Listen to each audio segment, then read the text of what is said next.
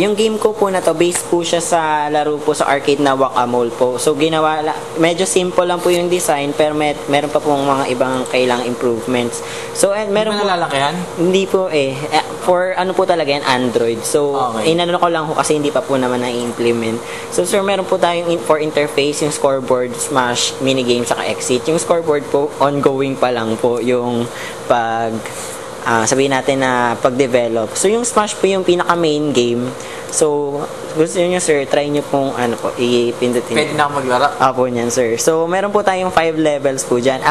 Meron po dyan, kung saan kailangang ma-reach na goal para po ma-unlock yung iba po. So, eto po, first stage is unlock na po siya. Yung second stage, kailangan po maka-reach ng 15. Ito po, dagdag lang po ng 10. 15, 25, 35, 45. Ganun lang po. So, click nyo po yung first level. Patayin nyo lang ho yung mga mole na nagsisilabasan. Kaya lang po, sir, babala lang ho, sir, kapag po hindi nyo po natamaan, nababawasan po yung lives nyo. Kapag 0 na ho, 3 mole na po yung nakababa or nakapatok po kayo ng ibang mole na parang robot, mamamatay din, mag-game over po kayo at sisimula po kayo sa pinakasimula. Ba't ganun? Ang bilis mag-game over. Hanggang 3 lang po, sir. Hanggang 3 Ayan lang. po. 1, 2. Kailangan po, sir, mabilis ang kamay. Base 4 talaga, pang Android ho talaga. Sir, pag pinipindot nyo po yung mga ganun, parang meron po kasi, sir, na iba-ibang mole ho dyan. Yung ganito po, yan po yung mga pwedeng mapatay na meron po silang kaabigapat na mga points. Yung brown po, 1 point lang. Yung yellow po is 2 points po. Yung mga robot pong nagbabawas po siya sa lives nyo. So, meron po kayong 3 lives po. Kaya lang po, sir, kapag po napasabog nyo po yung mga yon, mababawasan po ng isa or yung iba po, 2. Saka po, another thing po na condition, kapag hindi nyo po napatay yung mole na kailangan nyo pong patayin, mababawasan po. Talagang mabilis siyang mag-game over? Yes. Kasi po, sir, based kung sa Android po kasi madami yung kamay na magagamit eh. So, kung sa computer po, medyo talagang mahihirapan ho. Ang bilis eh. Ang bilis mag-game over eh. Pero okay ah. Dito, pag sa Android, gaganunin mo lang. Ganun. Opo, ganun lang ho siya. Okay, tap-tap lang. Okay. Opo. Mahirap talaga pag mouse yun. Isa na lang. Sir, wag niyo patayin yan. Wag niyo patayin. Robot po yun. Mga robot po yan. Kailangan talaga mabilis. Yes, sir. Okay, next. Tapos po, sir, kung for example, naiinis kayo dahil wala pa kayo, start pa lang pwede nyo po lang, meron po dito mga menu na, for example, gusto nyo na mag-quit kagad, punta kayo sa main game, ito po yung main game. Kung gusto nyo po mag-restart ng room, restart nyo lang po yung room. Tapos kung gusto nyo po pumunta sa level select, for example, na unlock nyo na po yung ibang rooms, pwede nyo na pong pumunta. So, another, feature is yung mga mini games. So, kung for example, nagsasawa na ho kayong pukpukin yung mga hindi nyo mapukpok at gusto nyo lang po ganun lang kayo ng pindot, meron po dyan na mini games for para po sa mga ganon. Una po yung catch the mouse saka yung royals. Yung catch the mouse lang po is ang gameplay po doon, kailangan nyo lang po siyang tapikin. Sa bawat pagtapik po, may 10 score po kayo. Pero po, sa bawat tapik po din, bumibilis po ng bumibilis yan.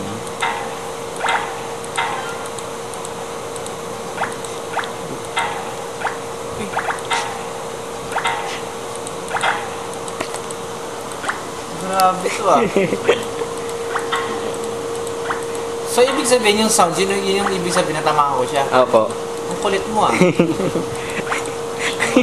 Mahirap pag mouse, pero pagka kamay, Opo, madali. ibig sa social media to eh. Opo.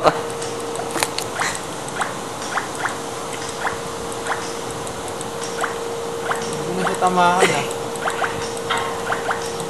Lalong bumibilis ah.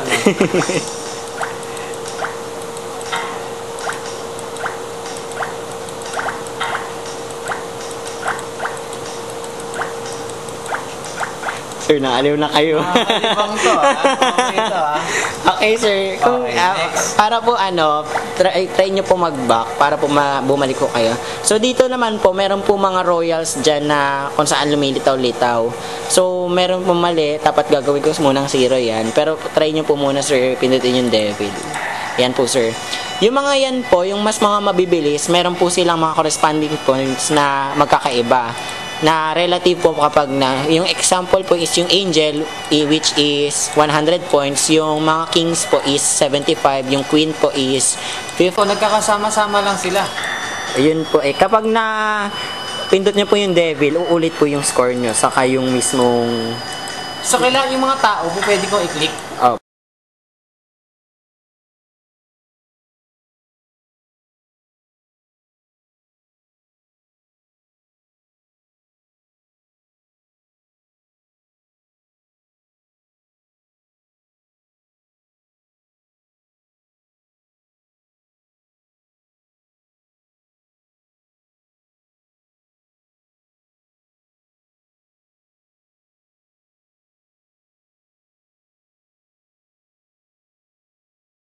Ate, saan po kayo? Taga saan po kayo? Taga Pulong Buhangin. Estudyante po doon? Opo. Ano pong pangalan? Daniel. So, eto po, meron po kami papa-evaluate na laro. Ang tawag po dyan is Palomol game. So, as you can see po, meron pong 4 interfaces po dyan. Yung main game, yung mini game, yung exit, tapos po yung scoreboard. Pero wag niyo po muna pansin yung scoreboard kasi po to be follow up na lang po yan. So, ano po yung dito po, simple lang po yung design na based po siya sa arcade mall na Whack-A-Mole. So, ginawa lang na po na siyang computer type technology na game. So, as you can see, kung gusto niyo po, try niyo po pindot yung smash kung saan yung main game po. Tapos po, dito po madadala po kayo sa second room kung saan yung level select. As you can see, meron pong 5 level. Pero po yung iba is naka-unlock pa. Dahil po ganun po kasi hindi kailangan po may certain goal. So yung dito po kasi yung unang level po talaga pong open siya sa paglalaro para po ma-unlock yung second level. Ang goal po kasi ng second, third, fourth, and fifth. Yung second po is kailangan pong makascore kayo ng 15 and above.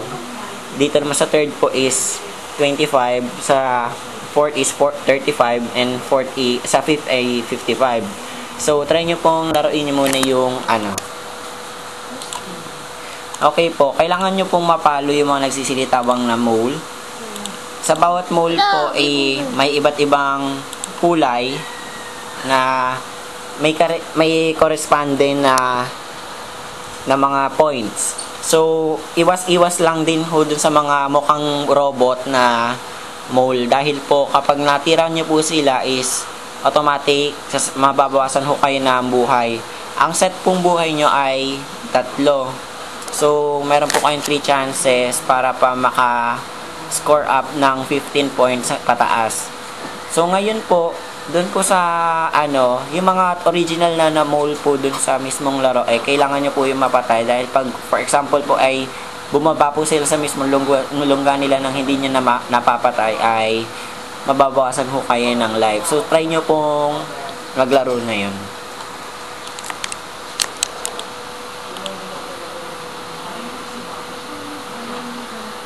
Ngayon po, dahil na game over kasi po hindi nyo po it's either na hindi nyo po siya natira ng maayos or meron kayong napalagpas na 3 mole o meron po kayong natira mga mechanical moles. So, as you can see po, kung babalik po tayo sa mismong laro, sige po, balik lang ako sa mismong laro. Meron pa po mga other buttons dyan. Kung tawag po dyan yung back, kung gusto nyo pong pumunta sa level select. Yung restart, kung for example, gusto nyo ulit-ulitin. Kung for example, yan po 1 live, i-restart nyo na po para mag 3 live. Pero po magre-reset po yung score nyo sa live sa default. Tapos po, kung gusto nyo na pumunta ng main menu, pindutin nyo lang po yung ganong icon. Ngayon po, dumiretso tayo dun sa side game na minigames. Yung sa minigames po, sige po, meron po 2 laro dyan, yung Catch the Mouse sa Royal. Sa Catch the Mouse po, kung pindutin nyo po, ang technique po dyan ay palo lang ho ng palo. Kaya lang ho, sa bawat palo, may corresponding points na 10. Sa bawat points na yon ay automatic pong bibilis yung mouse o yung pinapalo nyo po na randomly magpa-pop up sa screen.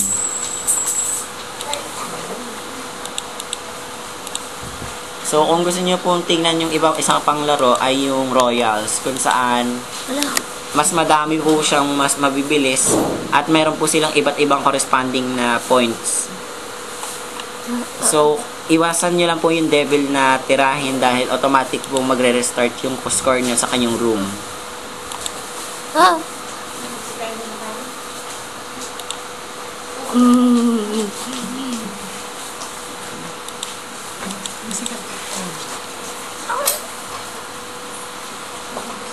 Okay. So, yun lang ho. So, try nyo po yung exit para kung gusto nyo pong makaalis. Yan po. So, try nyo na pong sagutan yung evaluation form po kung ano po yung masasabi nyo po doon.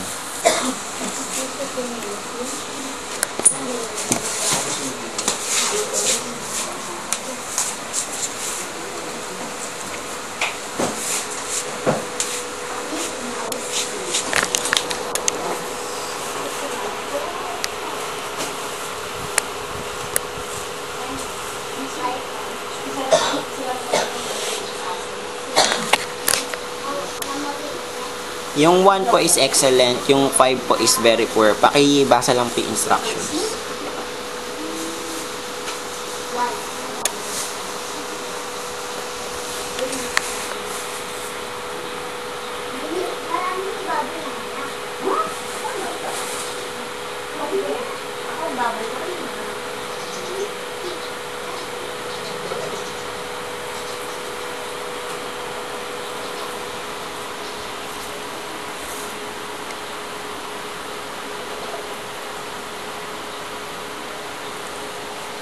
Yan, game. Sila kumain na?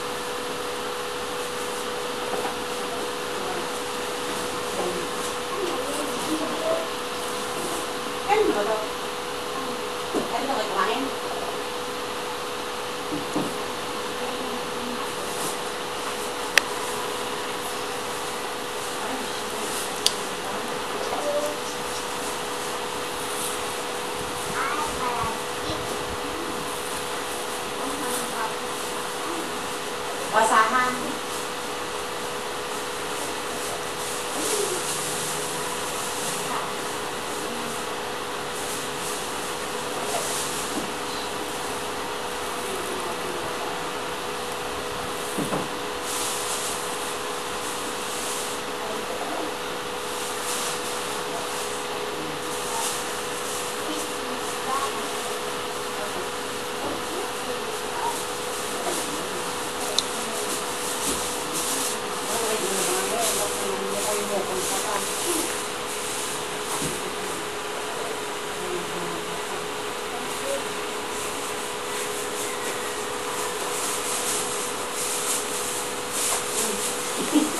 Kuya, kuha ka ng